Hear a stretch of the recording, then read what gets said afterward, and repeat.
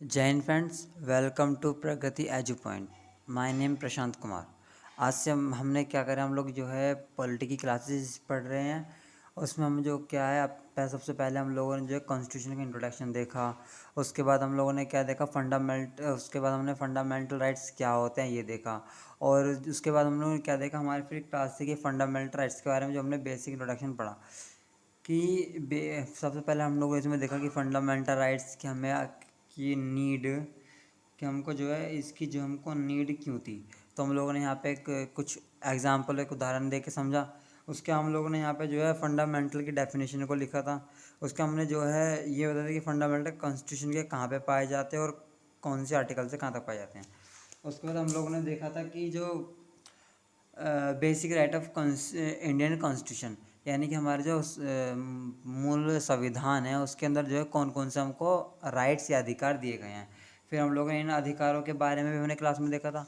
उसके हम लोगों ने देखा था कि जो फंडामेंटल राइट्स है यानी कि मूल अधिकार है, और जो लीगल राइट्स यानी कि जो कानून अधिकारों में क्या डिफरेंस है, हम लोगों ने उसके बारे में भी अपनी क्लासेस के अंदर देखा था।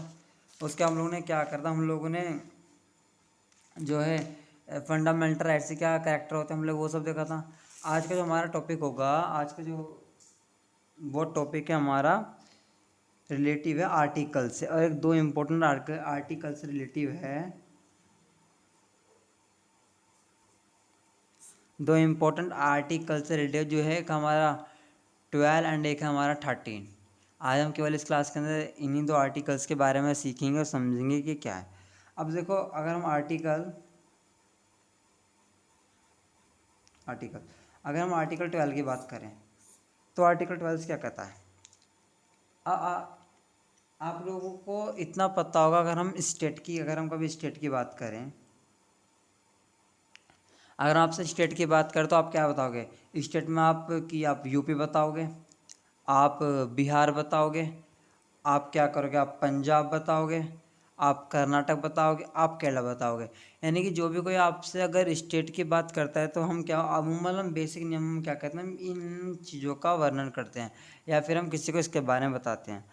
पर अगर हम कॉन्स्टिट्यूशन के आर्टिकल संख्या 12 या फिर 12 में देखें तो इसमें क्या है, डेफिनेशन द स्टेट, यानी कि स्टेट की डेफिनेशन है।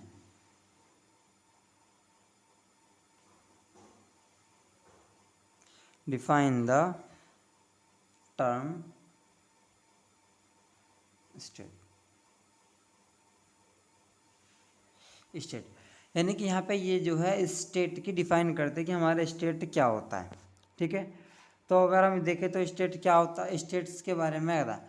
अब दूसरी बात ये कि भाई जब हम लोग तो जो है फंडामेंटल राइट्स के बारे में पढ़ रहे हैं, ये स्टेट बला कहाँ से आ गई, इसके बारे में हमको क्या ज़रूरत पड़ेगी पढ़ने के बारे में ना। तो देखो, जब हमने जो है यहाँ पे अगर हम कैरेक्टरिस्टिक में देखें तो हम लोगों ने दिखाया था कि प्रोटेक्ट अगेंस्ट स्टेट, यानी कि हमारे फंडामेंटल राइट्स होते हैं वो क्या होते हैं, वो खिलाफ हैं, किसके खिलाफ हैं, स्टेट के अगेंस्ट है। यानी कि हमारे ये वाला हमने टॉपिक देखा था। अब इसका मतलब क्या होता है, इसका मतलब क्या है, यानी कि यहाँ पे स्टेट का डिफाइन करने का मतलब ये है कि स्टेट कभी भी अगर कोई भी रूल बनाता है या फिर ऑर्डर बनाता है फिर रेगुलेशन बनाता है तो वो इस बात का ध्यान रखे कि वो किसी भी प्रकार का जो है ह्यूमन राइट जो है या फिर फंडामेंटल राइट्स है उनको हनन ना करे। फिर दूसरी बात जो है, जो ये फंडामेंटल राइट्स के जो बातों को ध्यान में कौन कौन लोग रखेंगे उसके बारे में इसमें बताया जाता है। अब अगर हम इसके बारे में देखें तो ये क्या है, अगर हम यहाँ पे इसको लिखना चाहें कि ये क्या होता है, rights are enforceable against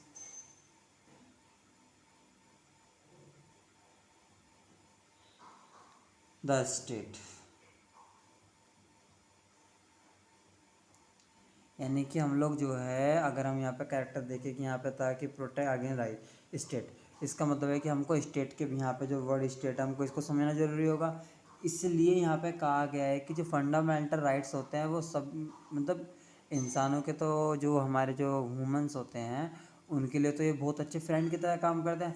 but अगर हम देखें स्टेट के लिए तो स्टेट क्या है, अगेंस्ट हो जाते हैं। ठीक है, अब इसमें कहा गया कि स्टेट किसे कहते हैं।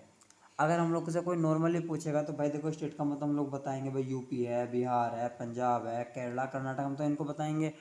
पर आर्टिकल संख्या जो 12 है इसमें जो स्टेट की डेफिनेशन अलग तरीके दी गई है। इसमें कहा गया है गवर्नमेंट होती है ना, गवर्नमेंट या फिर पार्लियामेंट हो। अब इसमें कहा गया हम किसे किसे यहाँ पे स्टेट बोलेंगे, तो उन्होंने कहा कि जितनी भी गवर्नमेंट है,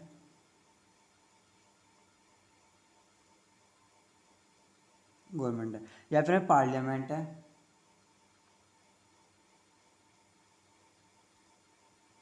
पार्लियामेंट है। अब ये मैटर नहीं करता ये चाहे हमारे यूनियन की हो या फिर ये हमारी हो स्टेट की, इसी को हम टेरिटरी बोलते हैं उसकी हो, ठीक है। यूपी भी है, जैसे यूपी हो गया, बिहार हो गया, इसकी या तो सरकार राज्य की हो या फिर सरकार पूरे देश यानी इंडिया की हो, जो सेंट्रल गवर्नमेंट हो। अब कहते हैं ये सारे की सारी स्टेट है, इनको हम स्टेट बोलेंगे। इनकी पार्लियामेंट को हम क्या करें, पार्लियामेंट स्टेट। यानी कि अगर मैं आपको बेसिकली एक सिंपल बहुत नॉर्मल लैंग्वेज में बताऊं, स्टेट का मतलब होता है एक ऐसी संस्था से जो अपने निर्णय खुद ले, यानी कि जो किसी बाहरी हस्तक्षेप करे बिना अपने निर्णय खुद से ले ले, उसको हम स्टेट कहते हैं, ठीक है। अब उसमें कि पार्लियामेंट, पार्लियामेंट अपने निर्णय खुद से लेती है, कोई बाहरी ताकत आकर के उसके डिसीजन को चेंज नहीं करा सकता है, तो वो अपने आप में क्या है, state.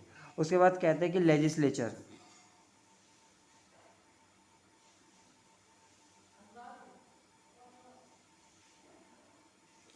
Legislature of each state. अब लेजिस्लेटर यानी कि जो हमारी विधायिका होती है वो भी हमारी क्या है, एक हमारी स्टेट है। उसके बाद इसमें कहा जाता है कि हमारा और क्या होगा, देखो जितनी भी लोकल अथॉराइट्स बॉडीज होती हैं, यानी कि जितनी भी लोकल लोकल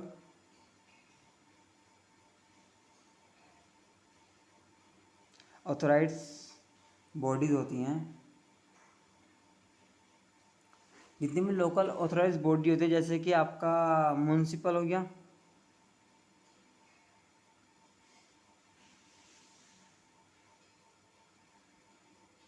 हमारा जो है पंचायत हो गया,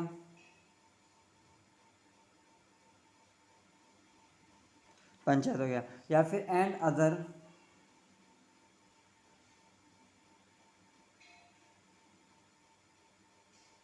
बॉडी, ये सारी की सारी क्या है, ये सारी की सारी हमारी स्टेट है। या फिर आप इसमें आप पुलिस को ले लो, आप इसमें आर्मी को ले लो, आप इसके अंदर जो है आप बैंक, बैंक को भी आप ले सकते हो। यानी कि ऐसी, यानी कि हम स्टेट उससे कहते हैं ना कि ऐसी संस्था है जो अपना निर्णय खुद से ले, किसी और के ध्यान में ना रख करके ले, उसी को हम कहते हैं स्टेट, ठीक है। आई होप आपको स्टेट का समझ में आया होगा। यानी कि सब जो हमारे स्टेट यानी कि जिसके अपना पूरा का पूरा, जिसके यानी खुद के अपने रूल एंड ऑर्डर्स खुद की हो, जो खुद ही रूल बनाती हो, खुद ही उनको फॉलो कराने के लिए अपने पास एक प्रशासन रख रखा हो। फिर उनको अगर कोई उनको जो है उल्लंघन करेगा उनको, तो उन लोगों को भी क्या करेगी, वो सज़ा देने का काम भी वही करेगी। तो ये सारी सारी क्या होती है, ये हमारी स्टेट होती है। अब जितने भी हमारे राइट्स होते हैं वो सारे के सारे स्टेट से खिलाफ होते हैं, यानी कि ये भी कुछ हमारी अदर बॉडी या फिर ये सभी ये हमारे स्टेट के खिलाफ होते हैं। ये क्या है, इनसे अब स्टेट से फंडामेंटल राइट्स जो है स्टेट से बोलते हैं कि भाई देखो, तुम जब भी कोई कानून बनाओगे, नियम बनाओगे, तो इस बात का ध्यान रखना कि फंडामेंटल राइट्स के खिलाफ ना हो, या फिर कोई ऐसा ना हो जो फंडामेंटल राइट्स का जो है क्या करे, वायलेट कर रहे हो, वायलेट या फिर उल्लंघन कर रहे हो, कि तुम ऐसा कोई सा भी कानून नहीं बनाओगे। फिर क्या करता है, अगर ये फंडामेंटल राइट्स जो होता है ये जो स्टेट होता है उसकी पावर को जो है सीमित करके चलता है, कि ये अपने आप को बहुत ज़्यादा सुप्रीम ना समझ ले, वो ना कर ले, ठीक है। आई होप आप लोगों को ये समझ में आया होगा। अब हम लोग चलते हैं हमारे नेक्स्ट टॉपिक की तरफ, जो हमारा टॉपिक होगा आर्टिकल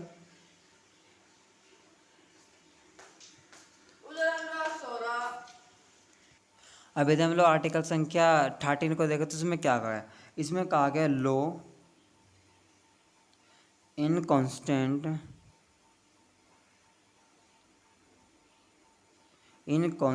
विद फंडामेंटल राइट।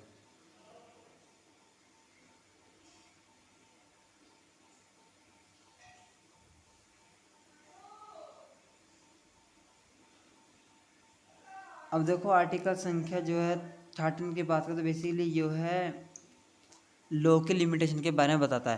यानी कि इसका मतलब ये है कि देखो जब कभी भी कोई भी स्टेट या बॉडी होगी या फिर कोई ऐसा कानून होगा जो कॉन्स्टिट्यूशन बनने से पहले लागू हो या फिर कॉन्स्टिट्यूशन बनने के बाद लागू हो, तो उसमें क्या कहा, उसमें ये कहा जाता है कि जितने भी लॉज होते हैं उन पे जो है फंडामेंटल राइट्स किस तरह चलेंगे या फिर किस तरह लॉ की कंडीशन होगी। जब फंडामेंटल राइट्स और लॉ आपस में टकराएंगे तो इन दोनों की, अगर हम ऐसे समझे कि फंडामेंटल राइट्स और लॉ इन दोनों की कभी आपस में जो है झड़प देखने को मिलेगी, तो इन दोनों में कौन सा जो है सबसे ज़्यादा चलने, यानी किसकी सबसे ज़्यादा प्रियोरिटी रखी जाएगी।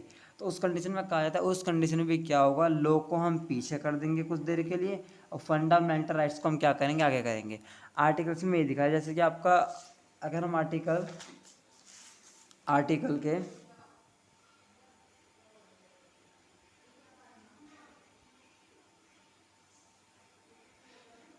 13.1 को देखें तो इसमें क्या गया है, डॉक्ट्रिन ऑफ एक्लिप्स क्या गया है।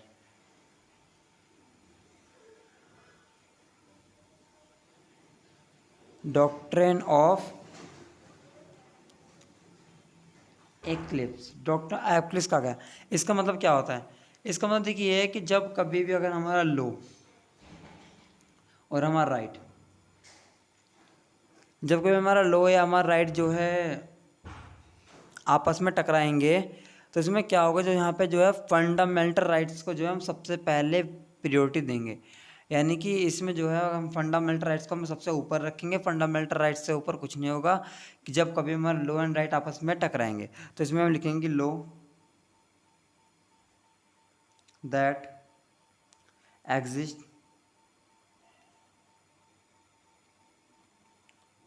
Before the constitution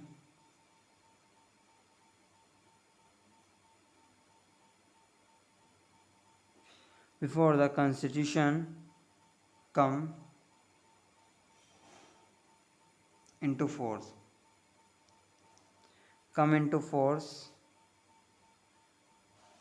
become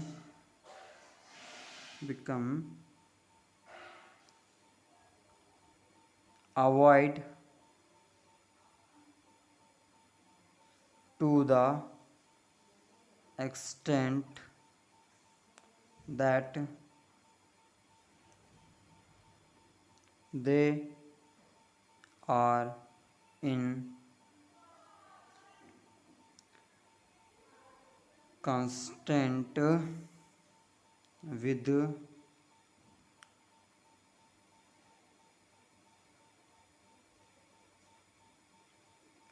fundamental right. अब देखो इसका मतलब क्या है, इसका मतलब ये हो रहा है कि देखो सपोज करो संविधान बनने से पहले भी जो है लॉ होंगे या फिर संविधान बनने के बाद भी लॉ होंगे। तो इसमें जो है लॉ की लिमिटेशन है कि इसमें कहा गया है कि जब कभी भी फंडामेंटल राइट्स या फिर लॉ आपस में, इन दोनों आपस में टकराव होगा तो उसमें क्या होगा, फंडामेंटल राइट्स को जो है प्रियोरिटी बहुत ज़्यादा दी जाएगी, लॉ को हम क्या करेंगे, उसको पीछे कर देंगे। ठीक है। अब इसके बाद हमारे कहा था आर्टिकल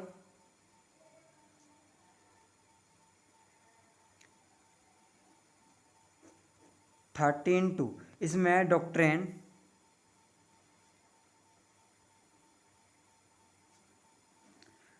ऑफ सेवरेबिलिटी।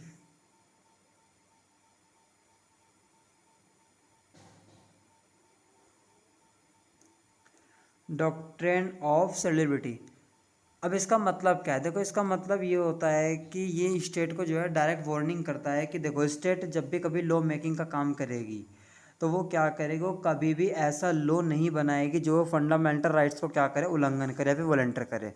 इसका सिंपल मतलब ये है यानी कि स्टेट बिल्कुल भी ऐसा लॉ नहीं बनानी चाहिए जो हमारे जो राइट जो है इनका क्या, इनका हमारे हनन हो।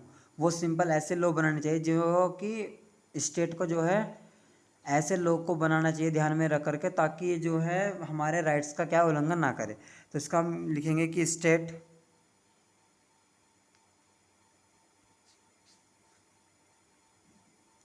कैन नॉट मेक लॉ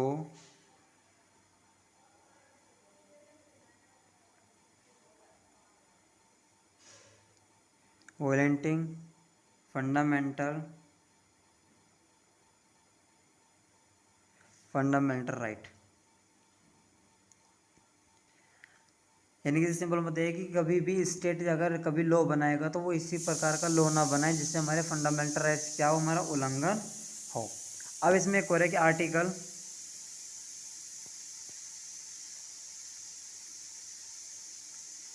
13 का 3। अब इसमें क्या है, इसमें बात करेंगे लॉ, यानी कि हम किस किस को हम लॉ कहेंगे। इसके अंदर क्या है कि किस किस को हम लॉ कहेंगे, यानी कि मीनिंग ऑफ लॉ, किस किस को हम यहाँ पे लॉ कहेंगे। तो जितने भी देखो ऑर्डर्स, जितने भी स्टेट्स के ऑर्डर होते हैं उसको हम क्या कहेंगे, उसको हम लॉ कहेंगे। जितने भी आपका बाय लॉ होते हैं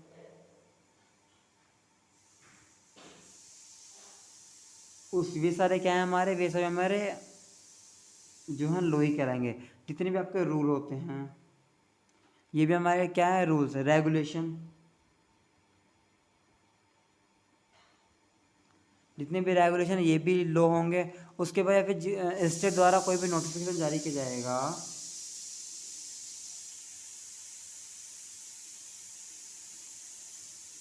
नोटिफिकेशन जारी किया जाएगा, ये सारे हमारे क्या होंगे, ये सारे हमारे जो है लॉ होंगे।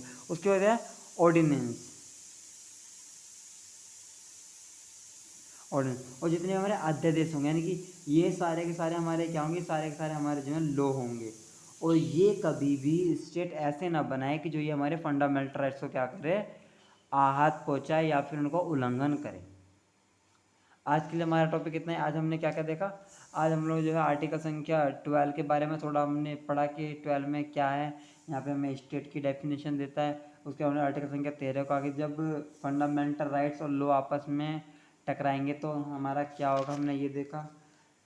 फिर हम लोगों ने देखा कि यहाँ पे जो है अब लॉ की परिभाषा, यानी कि लॉ के अंदर क्या क्या हम रख सकते हैं, तो ये सब हम लॉ के अंदर रखेंगे। आज के लिए हमारा इतना ही। अब जो हमारी अगली वीडियो आएगी हम स्टार्ट करेंगे अपना फंडामेंटल राइट से, जो कि हम लोग जो अपना पहला पहला फंडामेंटल राइट्स पढ़ेंगे, राइट टू इक्वलिटी। आज के लिए इतना ही, थैंक यू।